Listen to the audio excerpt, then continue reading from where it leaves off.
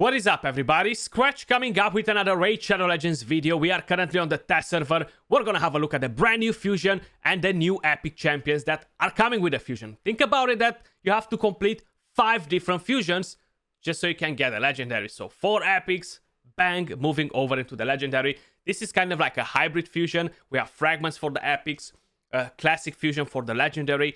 I find this much harder to complete comparing them with the other just because it's so important not to miss on fragments on the epic champions. Let's have a quick look at the fusion just to check the stats, the books. Now we know what we can get out of the champion. Pretty good base stats, 23,000 HP, 1.2k defense almost.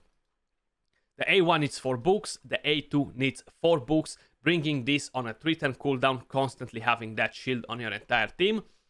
The A3, 2 books, bringing us in to a total of 10 books.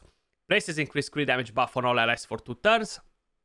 Then teams up with all allies to attack a single enemy on a 4-turn cooldown. Now, this skill is not something that you want to just take and throw in the bin.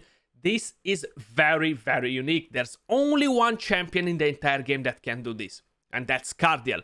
All the other ally attack champions, they team up with 4 allies, team up with 3 allies, team up with 2 allies, team up with no allies whatsoever, okay? But this and Cardiel can team up with your entire team. So if you're doing Hydra Clan Boss, you're gonna get 6 attacks in.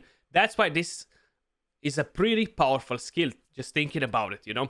You can use it on a blender comp if you want for arena. All around, it's not a bad champion. I feel like a lot of people are underestimating the champion again. I know that we're getting tons and tons and tons of fusion. He is more of a progression champion. I'm not going to see him changing my account whatsoever as an endgame player. But for the rest of you guys out there, he's going to be pretty damn solid. The passive is useless, okay? So my only complaint is about the passive. Inflicts 20% more damage against targets under shield buffs. Bruv, your entire kit is buffing, okay? You buff shield, buff shield, buff shield. Why you want to do more damage against targets under shield? What if you don't find anyone under shield, you know? So this would have been much better if the allies are dealing 20% more damage while under a shield buff, because that makes sense. The A1 buffs shield, the A2 buffs shield. If you're going against bosses, it's pointless. They're never under a shield buff. If you're going against most waves, they're never really under a shield buff, you know? If you're going in arena, the shield is not really there anymore. So the entire thing is pointless.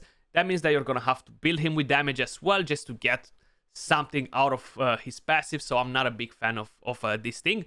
But the rest of the kit is pretty powerful. Let's have a look at the epic champions. So the first one, guys, is going to be from the Shadowkin faction. We have Wuji. She looks pretty awesome. She reminds me of Mortal Kombat for some reason. I don't know. She looks so damn evil. On the A1, attacks one enemy, has a 30% chance to land a weaken. I forgot to mention that she's an attack-based champion. Force Affinity, you guys can see that on the screen. Will target all enemies instead of one when counter-attacking with this skill. So she's gonna get to counter-attack somehow. The A2 attacks all enemies, 75% chance to land block buffs debuff for 2 turns. Interesting. Unfortunately, it's not 100%. It's not on a 3-turn cooldown, so this is not an amazing skill whatsoever. Not enough to justify in building the champion. The A3, on the other hand, Shinobi Arts. Places a perfect veil buff on it and a counter-attack buff on this champion for 2 turns on a 3-turn cooldown. So that's gonna go hand in hand with the A1. There are a few problems though. There are quite a few problems with this. So the whole idea is that, yeah, we have some decent base stats on the champion. Not amazing. The 10k HP is completely killing the vibe. She is super squishy. If she needs to counterattack, she's dead, okay? She's not gonna get to counterattack because she's so damn squishy. And she has perfect veil. So you need AoE attacks in order to make her counterattack.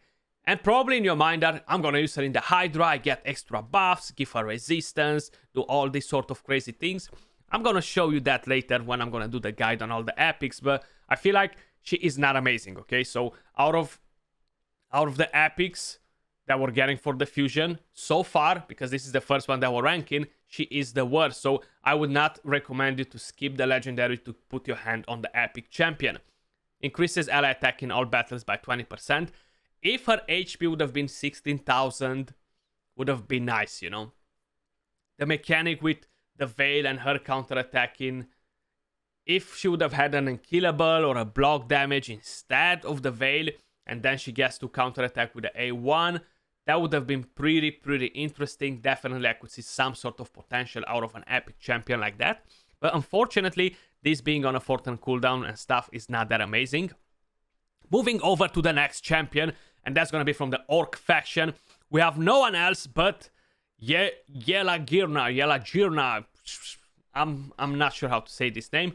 She looks okayish. I'm not a big fan of the whole look. I don't like that sword. Base stats are pretty good. Another attack champion, Spirit Affinity. Now, this is a healthy HP on a champion, you know.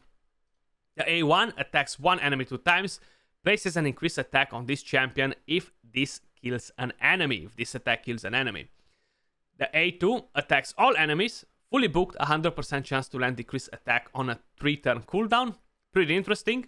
The A3 attacks one enemy, fully booked, 100% chance to land block buffs, and a block active skills debuff for 2 turns. This attack is always critical. If this has decent multipliers, I can see it decent. You know, having a attack down on a 3-turn cooldown, not bad whatsoever. The passive revives a random ally with 50% HP every time this champion kills an enemy, and that is on a 2-turn cooldown. And we have increases ally attack in faction creeps by 30%. I can definitely see this champion as a decent one for faction wars. You're getting the revive if she kills an enemy, attack down. Not such a bad champion still. Not good enough to justify skipping the legendary fusion just to keep this epic. You know, that's kind of like the whole idea. And the other two are from the Sacred Order. Spirit Affinity, both of them. Let's go to Kalina. So right here, she is a support epic. Pretty good base defense. Decent amount of HP, decent speed. The A1 attacks one enemy. 40% chance to land the HP burn. Fully booked, a 60% chance. The A2 attacks all enemies. Has a 75% chance to land decreased attack for 2 turns. This debuff cannot be resisted by targets under HP burn. Now, unfortunately, this is not a 100% chance to land attack down. So, not very interesting so far. The A3 decreases the duration of all debuffs on all allies by 1 turn. Then places a strengthen buff on all allies for 2 turns. This buff cannot be removed or stolen. Now, this is a 15% strengthen, not the 25%. The passive, every time an enemy under a HP burn debuff gets a turn, decreases the duration of 2 random buffs on that enemy by 1 turn.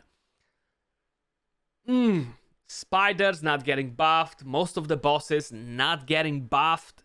So I feel like very niche again, not amazing as a champion. If would be to rank all of them up, I feel like she is probably the worst, you know? Probably the worst out of the other 3 that we checked so far. Increases ally resistance in all battles by 35%. And the reason for it is because this is not 100%. This is a single target. This is the small version. And removes only... It not even removes, decreases the duration of debuffs by 1 turn. So if it's for 2 turns, basically it's doing pretty much nothing. So I feel like, yeah, not an amazing epic champion. And we have the last one. Now, I intentionally saved the best one for the last, okay? So we have Anchorite. He looks pretty decent, pretty badass. Pretty good base stats for a support epic champion. The A1 attacks all enemies, heals the ally with the lowest HP by 10% of the damage inflicted. That sounds pretty good. I like that. AoE, stun sets, whatever we want to do. We can use him for faction wars, at least get something out of him.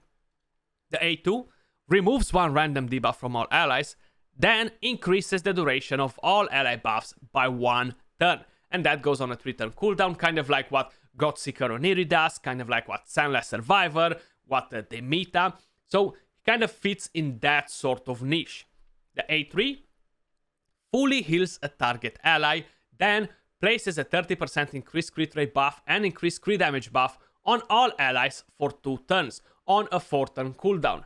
And we have increases ally HP in all battles by 25%. Now, this is by far the best epic out of all of them, okay? the A2, the A3, the A1, all around a pretty solid epic champion. Still, I don't necessarily think is enough to justify skipping the legendary fusion. But if by any chance you guys don't have tons of resources to go for the legendary champion, this is the champion you want to go for, okay? This one right here. But that was all for this video. I'm gonna drop a guide on all the 4 epics. I'm kind of like gonna test them around so you guys can see what's happening with it, the fusion champion. But that was all for this video. Much love, appreciate all of you guys watching, and I'll catch you all soon in the next one. Peace.